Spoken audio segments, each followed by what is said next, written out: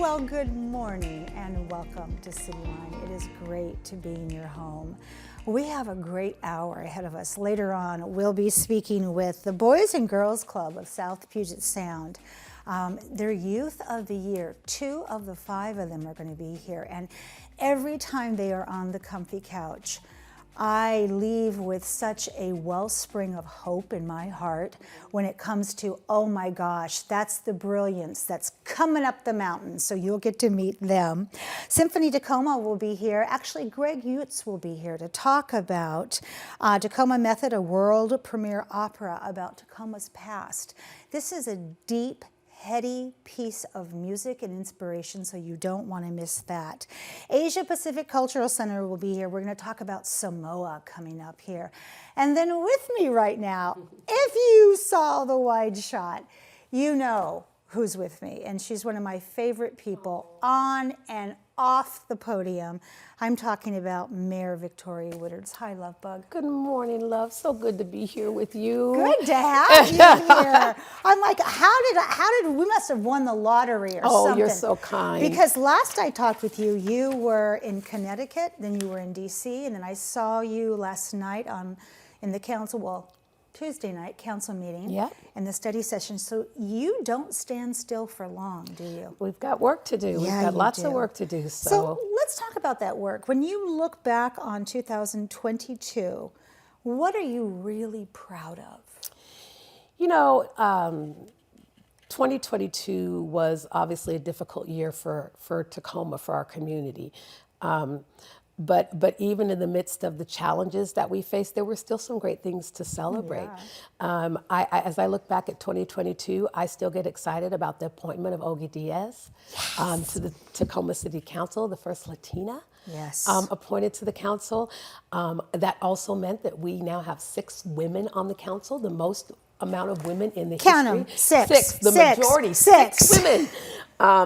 And then we've got 3 people of color. Well, we've got 3 African Americans, but we've got 5 people of color on the council. So that's really a proud moment for me that our council really reflects the city that we live in. Yes. I would also say we launched the crime reduction plan. Which we'll talk about and is having some effect on violent crime in our community. Yeah. We passed the 2023-2024 biennial budget, right? But which included $101 million going towards affordable housing and homelessness. Whoa! So we've done some things to set ourselves up to really address the priorities that we see in 2023 of how we keep moving our city forward.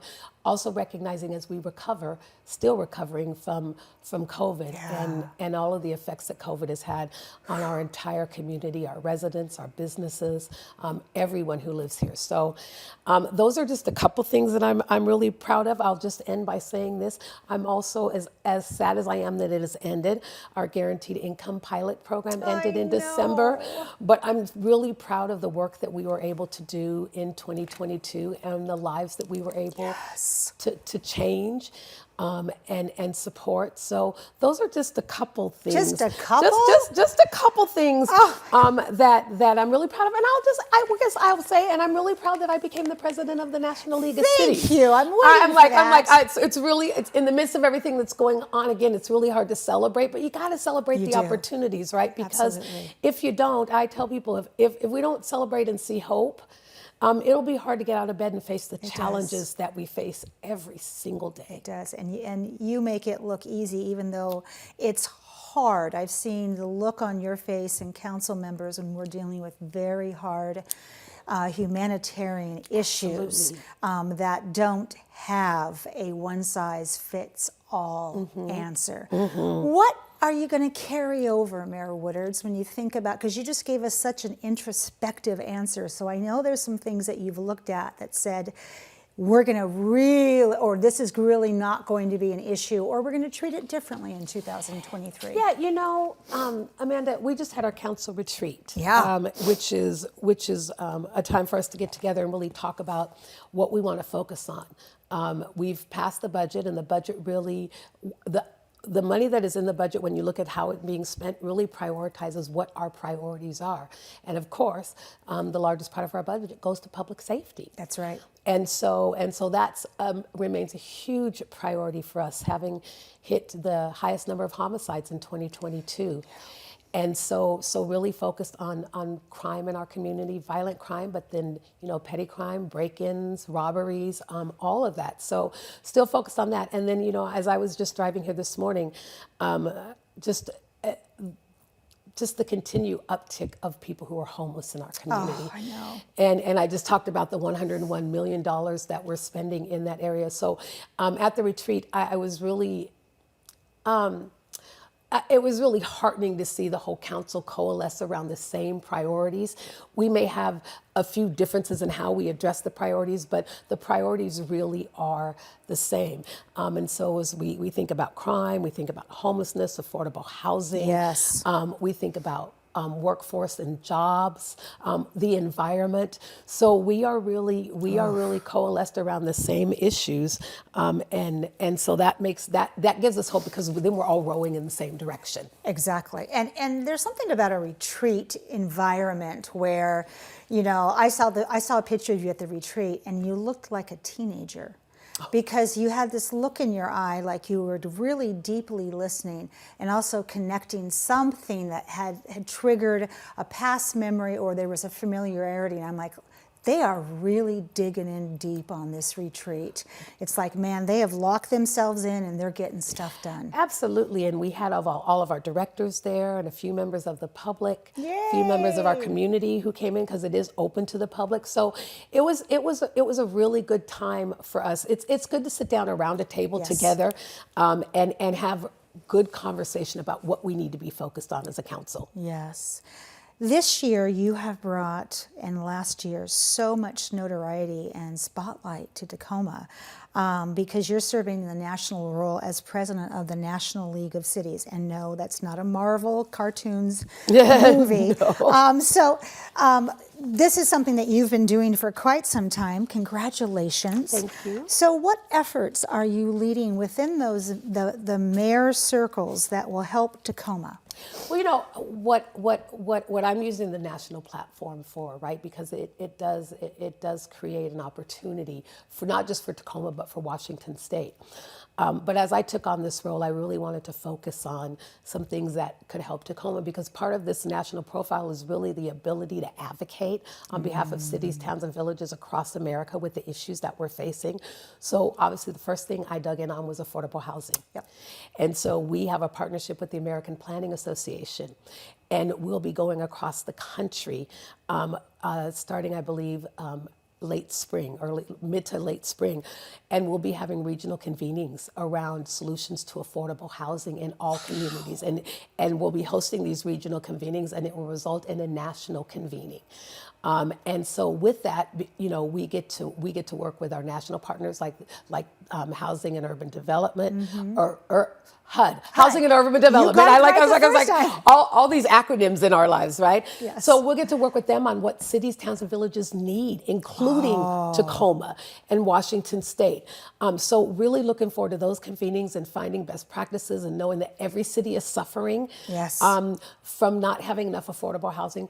And so we're focused on that. And then the other thing we're focused on, because we know as we talk about homelessness and safety and just all of these other things, that people need good paying jobs. Yes, they and do. so we're entering into a partnership with the Department of Labor, and we're going to work with 12 cities across America to look at how we can provide better workforce opportunities and training, because in this time, there are lots of jobs, but not lots of people for those jobs. And so how do we get our community trained to take those good paying jobs? Yes.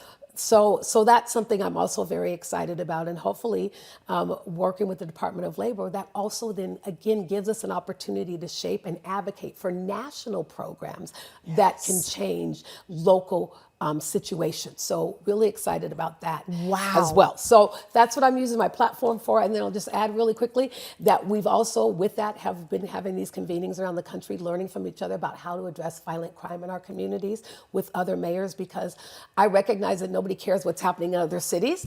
They want to know how we're fixing Tacoma. Yes. But everybody is struggling with the same issue, the hiring of police officers, uptick in homicides and violent crime in their communities. So the ability to learn from one another and work with our partners across the country on how to address these issues. So we've never had a moment like this in our world before. So we are going to solve it if we're all, as you said, rowing in the same direction. and we've all got to be a part of the solution. We do. That's right. Stand in the solution.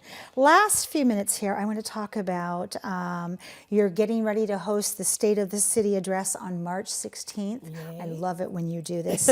Tell me about the address this year, because you always have a great theme. Well, I really, obviously, always excited to be back in person this year for the State of the City address.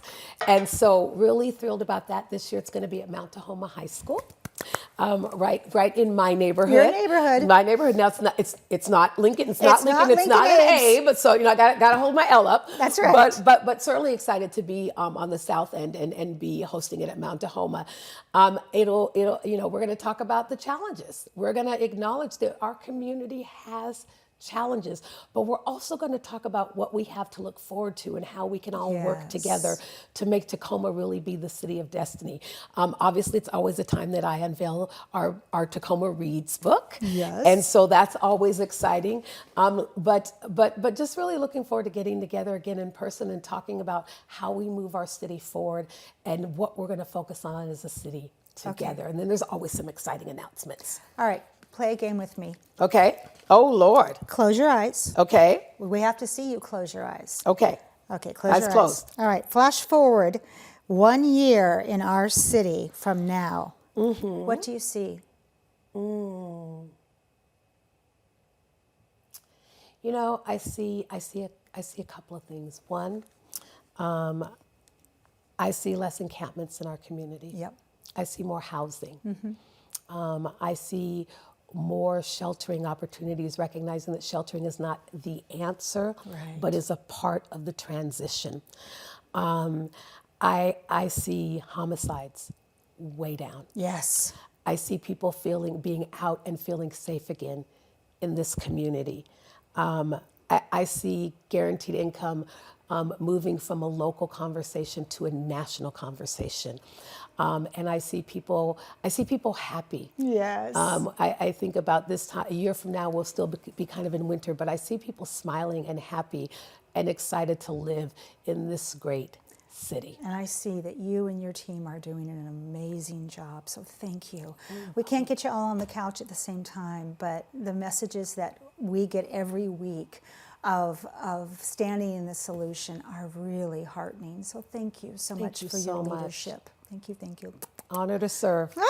When we come back after just a little bit of musical chairs, we'll have Lua Pritchard in the house. She's here to talk about Samoa with the Asian Pacific Cultural Center. You don't want to miss that. We'll be right back.